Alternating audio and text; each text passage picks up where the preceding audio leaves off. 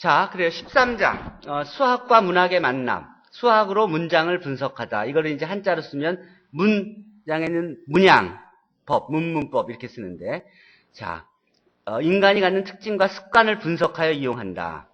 인문계의 대표적인 분야인 문학과 자연계의 대표 분야인 수학은 서로 섞일 수 없는 학문이라고 보통 사람들이 얘기하지만 수학의 연구 대상이 점점 넓어지면서 예전에 인문계 영역이든 경제학이나 정치학, 그리고 교육학이나 심리학의 발전에 수학의 기법이나 아이디어가 사용되고 있다. 그리고 20세기가 되면서 수학은 서로 섞일 수 없을 것이라고 여겨온 문학의 여러 어려운 문제 해결에 도움을 주고 있다는 얘기로 저를 시작합니다. 언어, 문학의 분석. 문자나 문학을 수학의 눈으로 보면 어떤가? 일본의 고대 시대에 여류 문학자가 활약하여 일본의 문학 수준을 한 단계 향상시킨 것은 이제 일본에서 이제 자기 나라 말인 가나가 창안돼서 그것이 가능해졌는데, 이 일본글 가나의 역사를 돌아보면 9세기까지 거슬러 올라가서 헤이안 왕조 초기에 성립한 것인데, 그 초서체의 간략화로 이루어지고 장기적으로 이제 오랜 기간을 거쳐서 여러 사람들에 의해서 이제 완성되어 왔고, 가다카나는 이렇게 아이우에오 뭐 이렇게 표현되고, 히라가나는 아이우에오를 이런 식으로 표현한다. 자, 그렇게 했어요.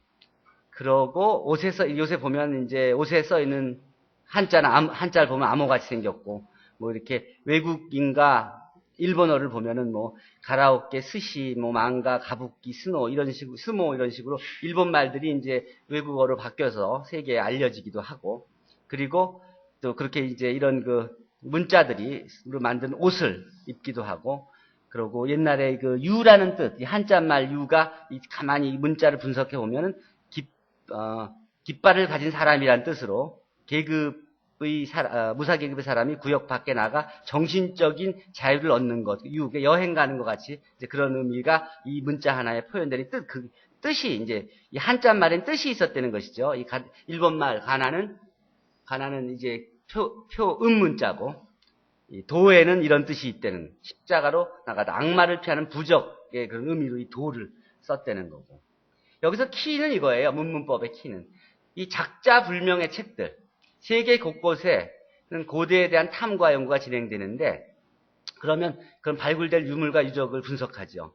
이 영국의 고고학자 린드가 아메스 파피루스를 찾아서 그 내용들을 분석했고, 그리고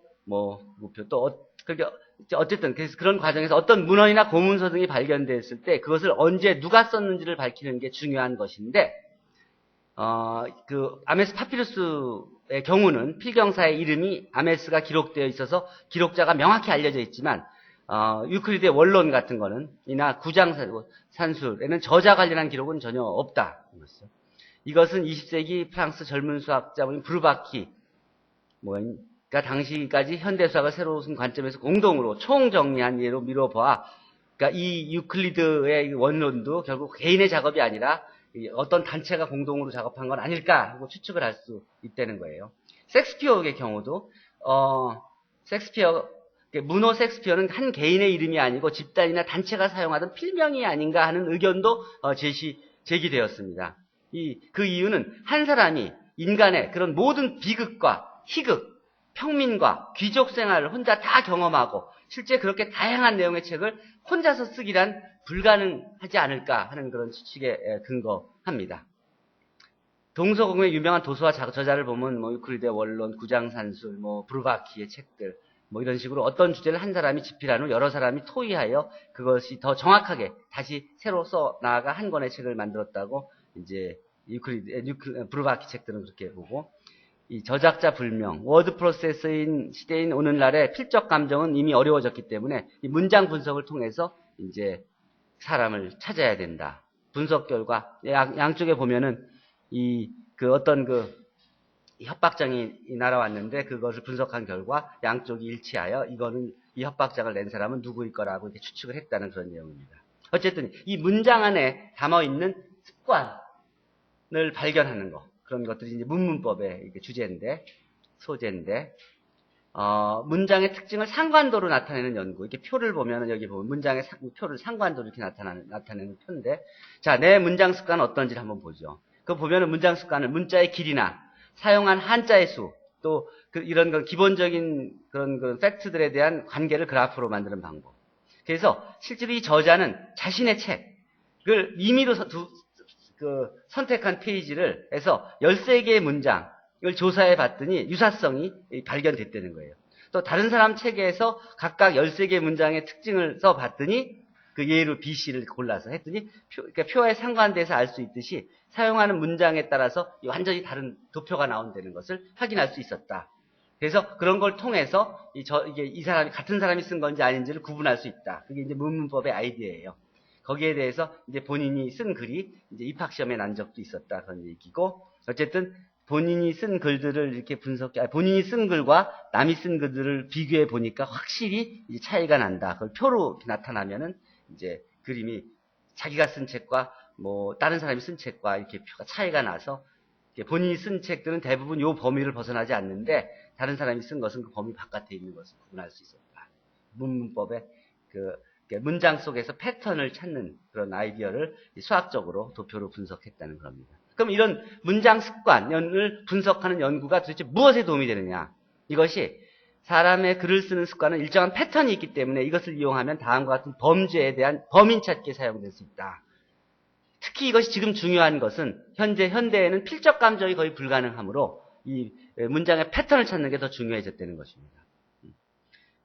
또 그리고 유명한 문학 작품 중에서 작자불명의 작품에 대한 저자를 찾는 그런 문제들. 이 섹스피어의 책에 대해서도 토마스 모어 경이란 서 토마스 무어에 대한 책도 이제 이런 문문법을 이용해서 본인이 쓴 책이라는 걸 확인했고, 또 그리고 13세기 일본의 유명한 그런 스님이 쓴 많은 책들에 대해서도 그것이 이제 본인이 쓴 건지 아니면 제자가 쓴 건지를 구분하기 위해서 이런 테크닉들이 활용됐다.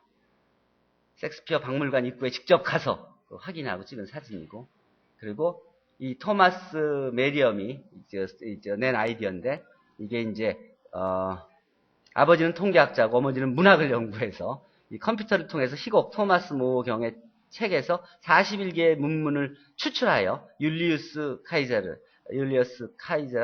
카이저, 또 헤라클레스, 또 리투스 안드로니쿠스 이 세 작품을 비교해요. 40개의 문장 특징이 완전히 일치했기 때문에 이게 같은 사람이 쓴 책이라는 것을 활용했다는 그런 얘기입니다.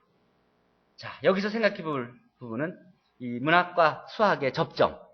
이때 이제 우리나라 와이어스트라스가 이 시인의 마음을 갖지 않은 수학자는 진실한 수학자가 아니라는 이제 문장을 인용했는데, 뭐 직접적으로 이제 본인의 주제가 얼만큼 관계가 있는지는 모르지만 어쨌든 수학자가 이 문학에 대해서 논의한 유명한 문장이고, 예, 이 불자로 와이어스트라스의 이 제자가 바로 그 문학가이며 그 수학자인 러시아의 이 소냐 코발레프스키야.